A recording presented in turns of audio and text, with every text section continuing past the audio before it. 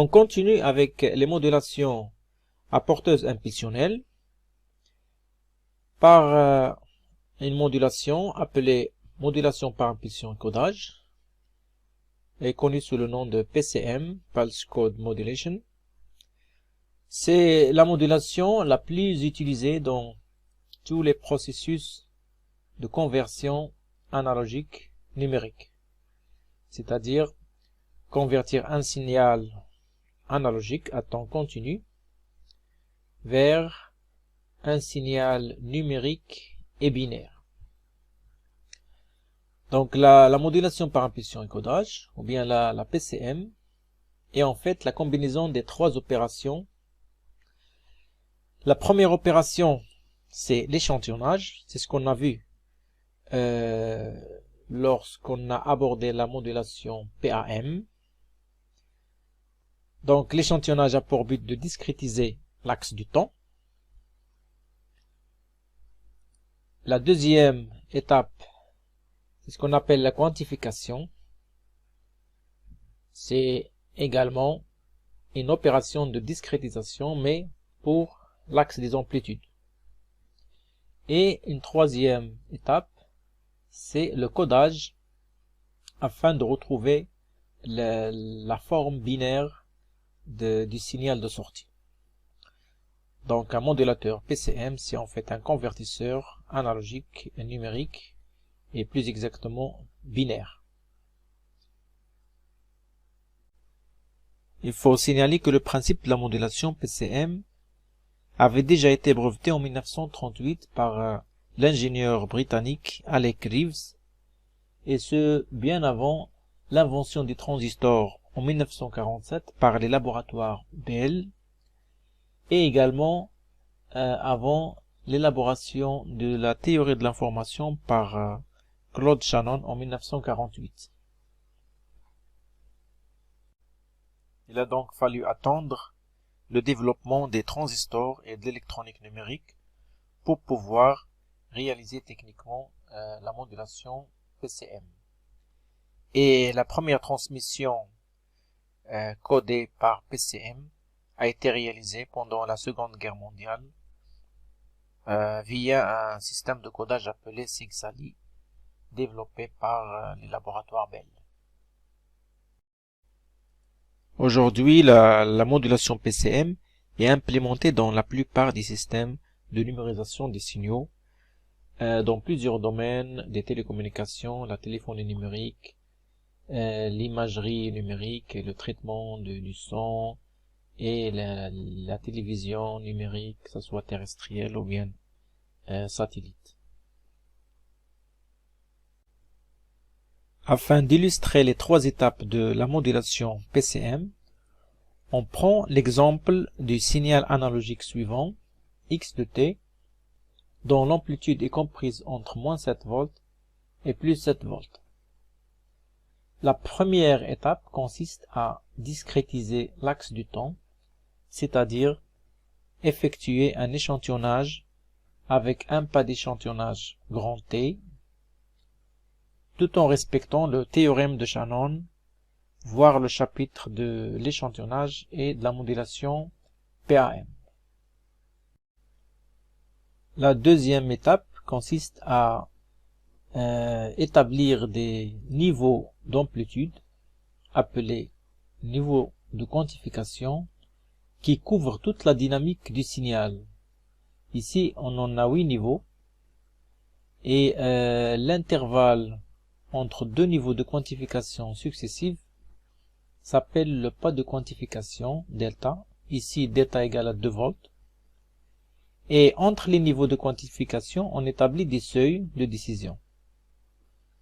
L'objectif, c'est d'approximer les valeurs échantillonnées à des valeurs qui appartiennent au niveau de quantification.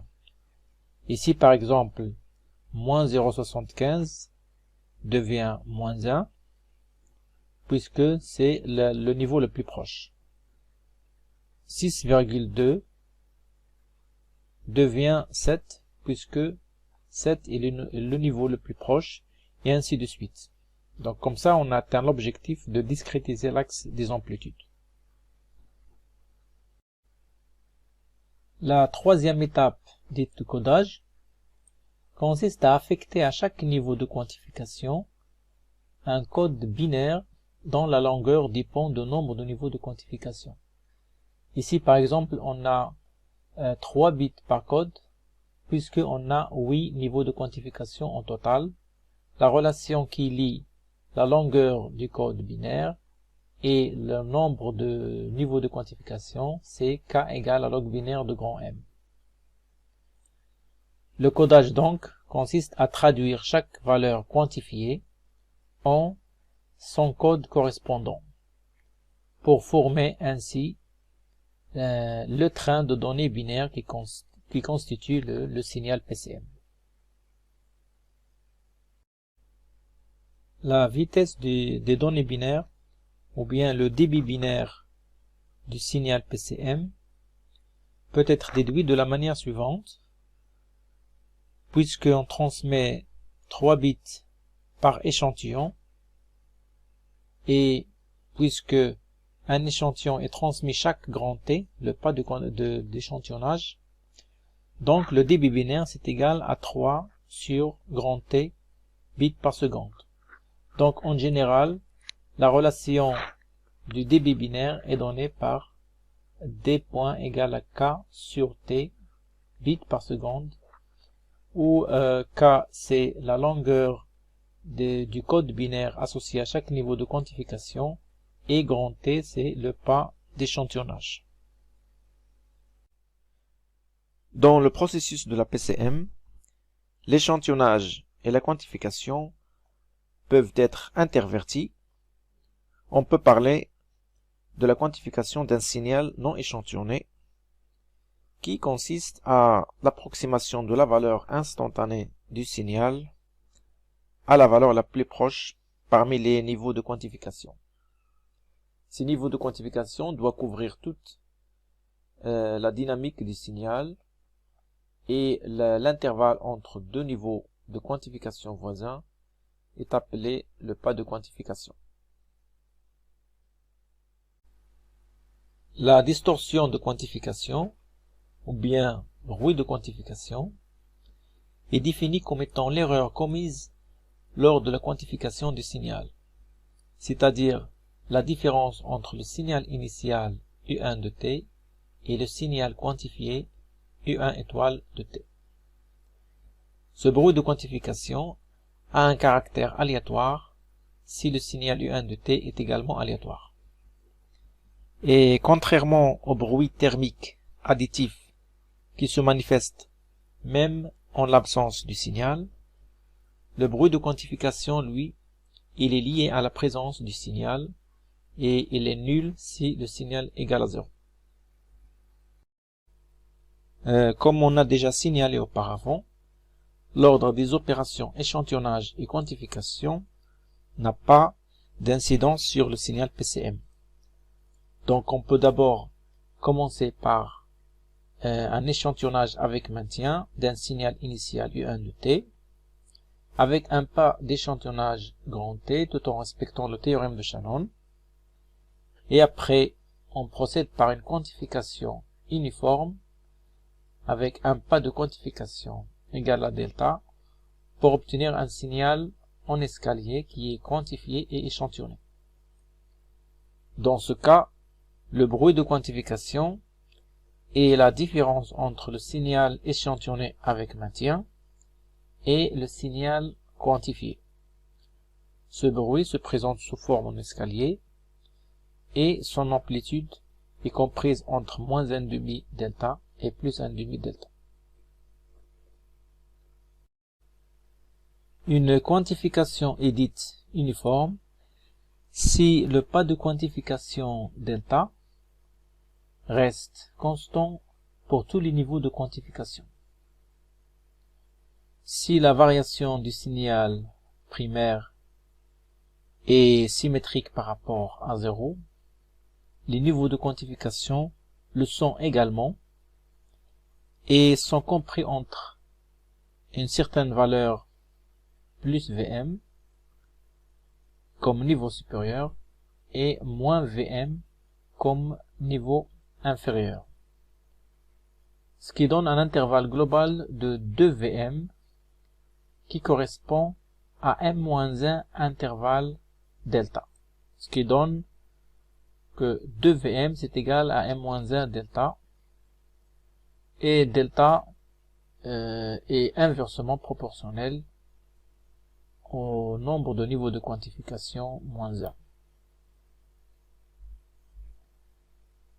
Dans le cas où la variation du signal sort du domaine de quantification, un écrêtage a lieu, c'est-à-dire que le signal quantifié est égal à plus Vm si le signal primaire est supérieur à Vm, et c'est égal à moins Vm si le signal initial est inférieur à moins Vm. La quantification peut être décrite par sa caractéristique, c'est-à-dire la courbe représentant la variation du signal quantifié en fonction du signal initial. Si on prend l'exemple d'une quantification uniforme à 8 niveaux de quantification, la caractéristique est une courbe en escalier symétrique par rapport à 0, et sa valeur maximale correspond au niveau supérieur plus Vm égale à ça delta sur 2, et sa valeur minimale correspond à moins Vm, c'est-à-dire moins 7 delta sur 2. Le pas de quantification est égal à 2 Vm sur 7, et on remarque l'écrêtage supérieur qui correspond au niveau supérieur lorsque U1 est supérieur à Vm, et également l'écrêtage inférieur lorsque U1 est inférieur à moins Vm. La qualité d'une quantification est évaluée par son rapport signal sur bruit, sachant que le bruit a en général un caractère aléatoire et que pour une quantification uniforme, son amplitude est toujours limitée entre moins delta sur 2 et plus delta sur 2. Pour un nombre assez élevé de niveaux de quantification, et pour calculer la puissance du bruit, on considère que ce dernier est uniformément distribué sur l'intervalle moins delta sur 2 plus delta sur 2, c'est-à-dire que sa densité de probabilité est une constante sur cet intervalle. Et puisque l'intégrale d'une densité de probabilité est toujours égale à 1, ce qui donne que ce rectangle à port surface égale à 1, ça veut dire que la valeur de la densité de probabilité sur cet intervalle est égale à 1 sur delta. Ce qui donne que la densité de probabilité est égale à 1 sur delta rectangle de E sur delta.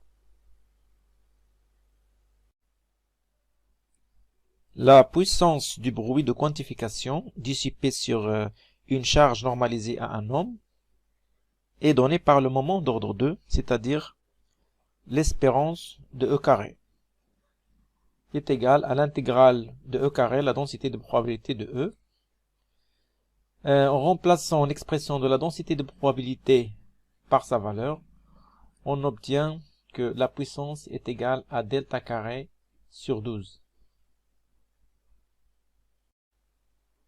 Concernant la puissance du signal initial, ici on prend l'exemple d'un signal sinusoïdal d'amplitude Vm, c'est-à-dire que sa marge de variation est égale à l'intervalle occupé par tous les niveaux de quantification. Un tel signal à port puissance est égal à Vm carré sur 2.